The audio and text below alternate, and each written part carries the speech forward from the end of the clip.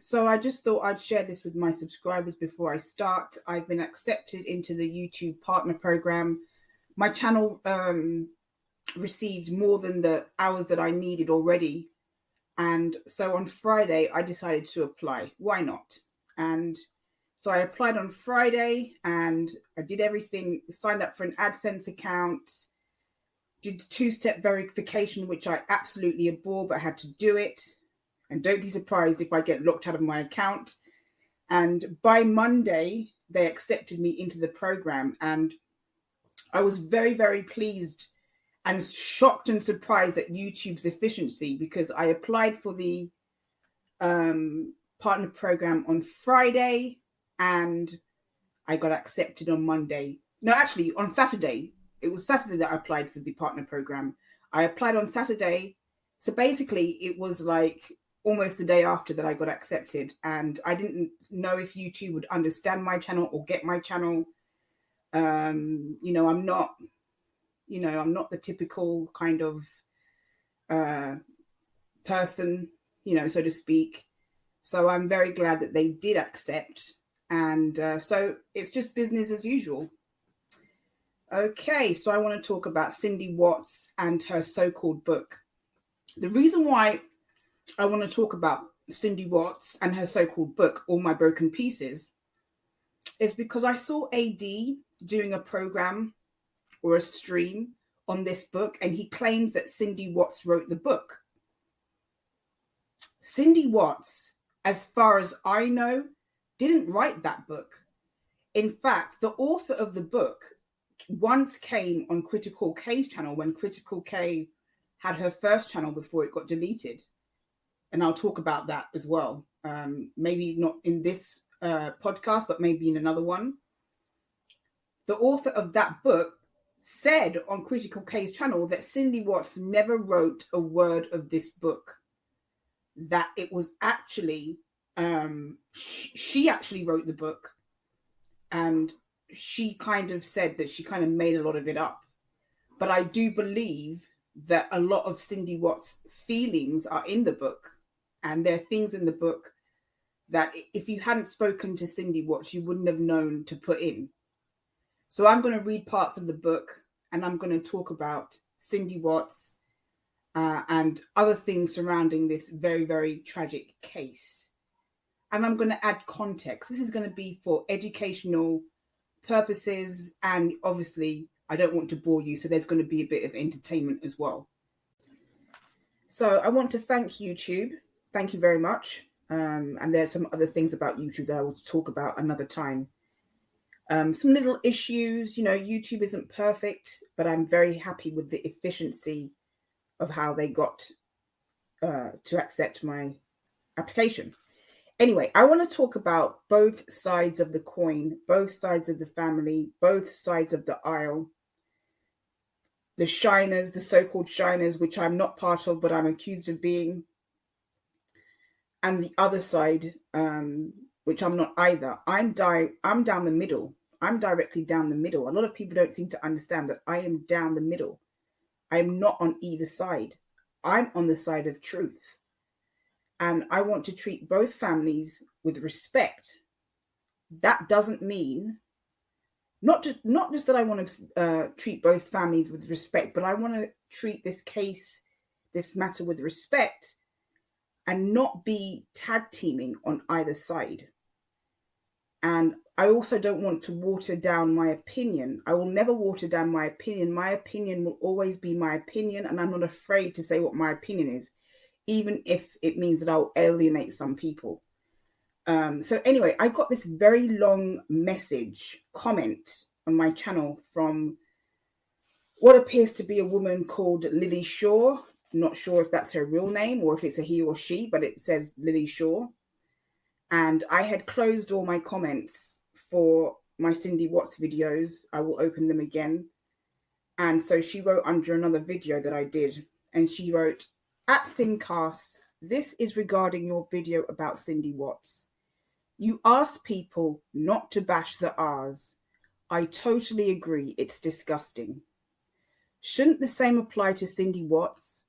Her knowledge of what happened to her beautiful daughter-in-law and grandchildren came from her son, a son that she believed to be a kind man. The next time Cindy Watts sees or speaks to her son is before the plea deal. She hadn't seen the discovery, had people explaining the situation. She believed her son. As a mother, your first instinct is to protect. The prosecution spoke to them the next morning. They had written their words the night before. Please watch Cindy Watts being interviewed with the news channel and see the pain, sadness, and disbelief in her face. Her son told her later what he had done, not at that time. Cindy Watts is a victim too. Her son caused this mess and misled them with endless lies and pain. He is the guilty one. And to that I replied, isn't it a mother's instinct to feel protective over her grandchildren also? Not once has she displayed outrage or revulsion at her son's actions. The fact she never condemned her son for putting her grandbabies where he did speaks volumes to me. In fact, she told Chris she didn't care what he had done. She used the victim impact statement to pay tribute and homage to her son, who she described as a wonderful father. I'm sorry, but a wonderful father doesn't do what CW did. She then berated the other woman who spoke on behalf of Ronnie, saying she never agreed or approved of anything that woman said in court. And I have watched all of Cindy's interviews. She spends most of the time blaming the victim. I don't think Cindy is a victim. I think she is a delusional mother and still hasn't held her son accountable for his actions. So that is exactly how I feel. I don't think that she has ever held her son accountable for his actions, not to mention the fact that I believe she used channels to put messages out there about Shanann that were not true. And the fact that she tried to pretend as if he was not guilty at all by trying to use channels and the 35C stuff that she tried to do and Ronnie tried to do, the 35C hoax, I'll call it, and then calling a lawyer and then changing her mind. I understand being indecisive, but I think she played a lot of games,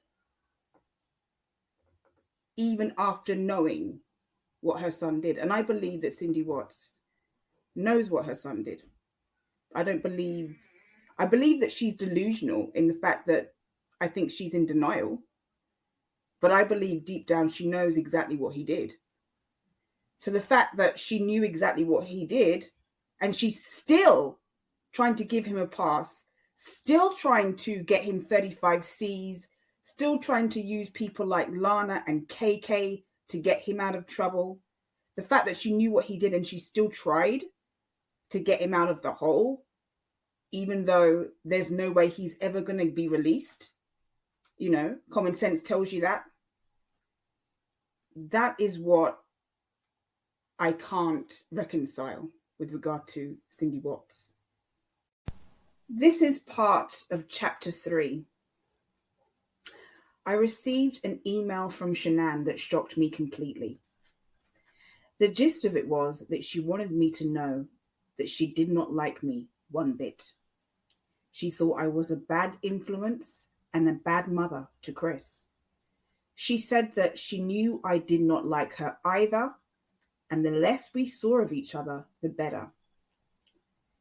I'd never said an unkind word to her. I felt like I'd bent over backwards to welcome her into our family. And I also thought wrongly, obviously, that I had hidden my doubts about her.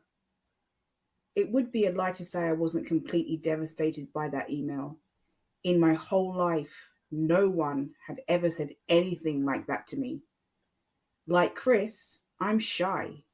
I don't get into arguments with people or raise my voice. I cried and I showed it to Ronnie, who told me not to answer and to just forget about it. My husband really can do things like that. I didn't take his advice. I wish I had now, because what does any of it matter anymore? It did then though. And then is what I'm having to remember now. I wrote her back. I told her how badly she'd hurt my feelings. I told her that whether it looked like it or not, that I was trying. I told her that I didn't like the way she talked about my son or how she acted with my grandson. But at least I was making an effort. Then I think I told her that I wouldn't have ever written an email like this. If I hadn't gotten hers, and it all seems so stupid and petty now, and it was then ugly and petty, and as sorry a beginning as a family trying to blend could have. I didn't say anything to Chris though, because they'd just gotten engaged, and it would have upset him, and Ronnie said not to, and he was probably right.